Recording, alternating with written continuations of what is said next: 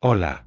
España no solo es famosa por sus bailes flamencos en llamas o sus fiestas que duran toda la noche, sino que también esconde una leyenda terrible que se transmite por la tradición oral a lo largo de los batallones. Y tengo una historia. Los gallegos solo se atreven a hablar cuando cierran sus casas y cierran las cortinas con firmeza. Se trata de la peregrinación de las almas que no pudieron escapar la Santa Compagnan y que da miedo a cualquiera que camine por la noche y los vea por casualidad. En Galicia, donde la niebla parece tener alma propia y abraza los bosques de pinos como un sudario eterno, hay una ley no escrita que todos respetan. Nadie debe estar en la calle después de la medianoche. No se trata de ladrones ni de animales salvajes. Lo que temen los gallegos es mucho más antiguo, más profundo, es la Santa Compaña.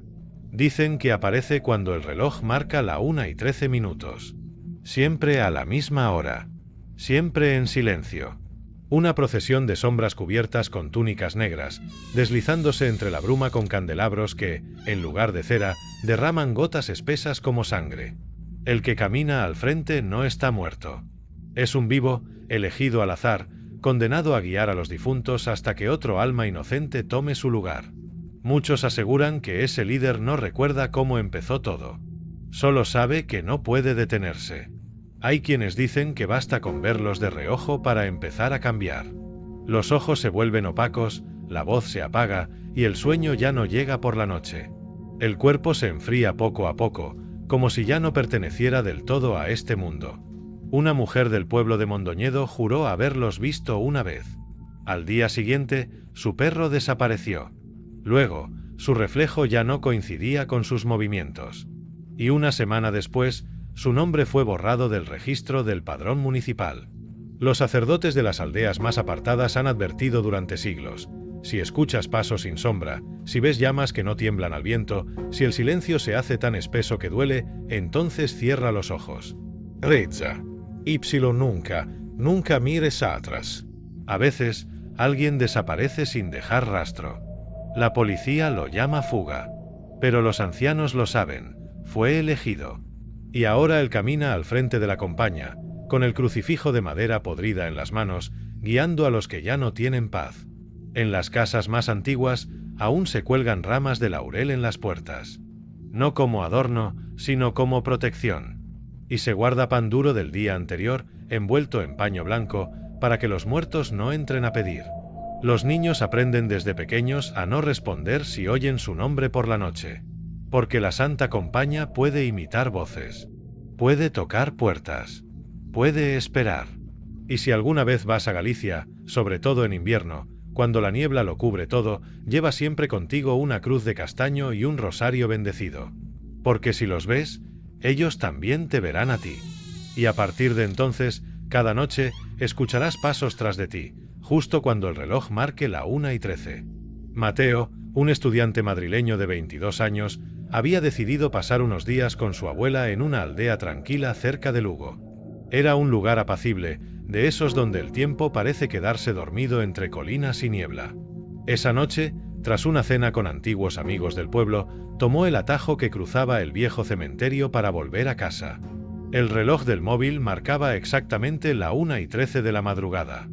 No había viento, la luna estaba oculta tras un manto de nubes espesas, y el silencio era tan denso que hasta sus pasos parecían fuera de lugar. Fue entonces cuando los vio. Una fila de figuras encapuchadas, vestidas de negro, avanzaba lentamente por el sendero, como flotando. No se oía ni el crujir de ramas bajo sus pies, ni el susurro de sus túnicas.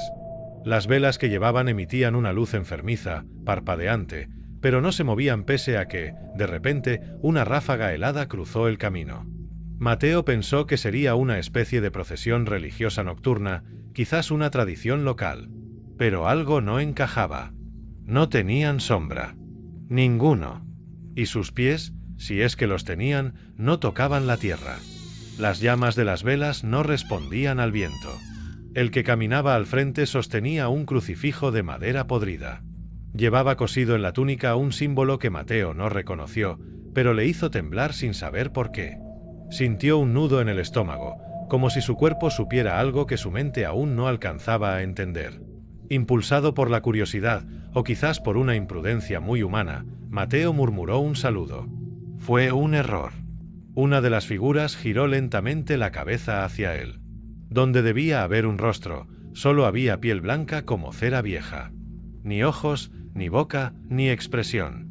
Solo unas cavidades negras, profundas, de las que parecía gotear algo espeso y oscuro como tinta seca.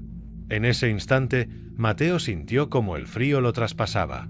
No podía moverse, como si la noche misma lo sujetara. No podía gritar. Solo observaba, paralizado, mientras el cortejo pasaba junto a él, sin rozarlo, pero dejándolo vacío por dentro. Desde aquella noche, Mateo ya no fue el mismo. Algo dentro de él se había quebrado, o quizás había sido reemplazado por algo que no pertenecía a este mundo. Sus ojos, antes vivos, se volvieron opacos, como cubiertos por una neblina que no desaparecía ni con la luz del día. Su piel perdió el color. Estaba siempre fría al tacto, como si su sangre ya no circulara con normalidad. Cada noche, exactamente a la 1:13, se despertaba sin falta, se sentaba en la cama y se quedaba mirando fijamente hacia la ventana, con una expresión vacía, ausente. Lo más inquietante era lo que murmuraba. Sus labios se movían con lentitud, pronunciando palabras en un gallego arcaico, tan antiguo que ni los ancianos del pueblo podían reconocerlo. Nadie entendía lo que decía, pero el tono era de súplica o de advertencia. Preocupada, su abuela llamó al sacerdote del pueblo. Luego, ante el empeoramiento, acudió a un antiguo meigo que vivía en los montes cercanos. Pero ninguno logró quedarse en la habitación más de unos minutos. Cada vez que alguien cruzaba el umbral, las velas de toda la casa se apagaban al instante. Las ventanas se cerraban con violencia, como empujadas por una fuerza invisible. Y en las paredes aparecían marcas de manos negras, como si algo carbonizado hubiera tocado la cal de los muros. Siempre las mismas manos, siempre en los mismos lugares. Los vecinos empezaron a notar cosas extrañas. Perros que ladraban hacia la casa sin razón, niños que se negaban a pasar por delante. Hasta que una noche, alguien escuchó un golpeteo sordo, persistente, en la puerta principal. Eran casi las 2 de la madrugada. Cuando se asomaron por la rendija, vieron una procesión de figuras inmóviles frente a la casa de Mateo. Todos vestidos de negro, encapuchados, sin rostro visible. No se movían, no hablaban. Solo estaban allí, como esperando. El miedo paralizó a los vecinos. Nadie se atrevió a salir. Llamaron a la Guardia Civil, pero cuando llegaron ya no quedaba nada. Ninguna figura, ningún ruido. Solo un olor penetrante a cera quemada y humedad. Frente a la puerta, el suelo estaba cubierto de huellas de barro fresco, como si alguien o algo hubiera caminado desde el cementerio hasta allí. Las huellas se detenían justo frente al umbral, y luego desaparecían como si se hubieran desvanecido en el aire. Mateo desapareció sin dejar rastro el día 2 de febrero. Aquella mañana, su abuela encontró su cama intacta, la puerta cerrada por dentro y ninguna señal de que hubiese salido. Lo extraño fue que, a pesar de la búsqueda intensa, la policía no encontró ningún indicio de huida, ni forcejeos, ni huellas recientes. Lo más desconcertante ocurrió días después, cuando el sacerdote del pueblo fue a revisar los registros del bautismo. El nombre de Mateo ya no estaba. Como si jamás hubiese sido inscrito, como si nunca hubiera formado parte de la comunidad. Ni una mención, ni una fecha. Nada. Dentro de su habitación, sin embargo, encontraron una única pista. Sobre la mesa, había un papel doblado cuidadosamente. En él, escrito a mano con una caligrafía temblorosa, se leía: «Yo conduzco ahora. No mires atrás». Desde ese momento, comenzaron los rumores. Los vecinos decían que la Santa Compaña ya no aparecía esporádicamente, sino cada noche.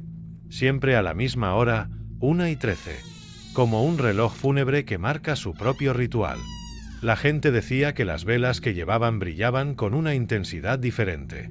Y que, esta vez, quien caminaba al frente no era una figura difusa, sino un joven de rostro pálido, con los ojos completamente blancos.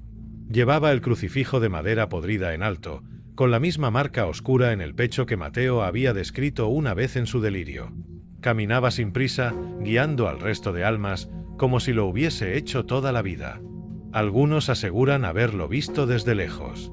Otros, desde la seguridad de sus casas, se arrodillan y rezan cuando sienten que la niebla se vuelve más espesa de lo habitual, porque saben que algo camina entre ella. Desde entonces, las advertencias se multiplicaron. Ya no es solo una superstición de ancianos. Ahora, incluso los más escépticos evitan salir de casa después de la medianoche, sobre todo si el aire huele a cera y a tierra removida. Dicen que si vas a Galicia y decides caminar por los caminos rurales de noche, debes llevar un rosario bendecido y rezar sin cesar si sientes que no estás solo. Porque si los ves, ya es tarde. Nunca debes mirarlos a los ojos. Es ahí donde todo comienza. Un cruce de miradas y ya no hay vuelta atrás. Ellos lo sabrán. Y no se detendrán. Te buscarán noche tras noche. Hasta que camines con ellos. Hasta que la niebla te trague también a ti.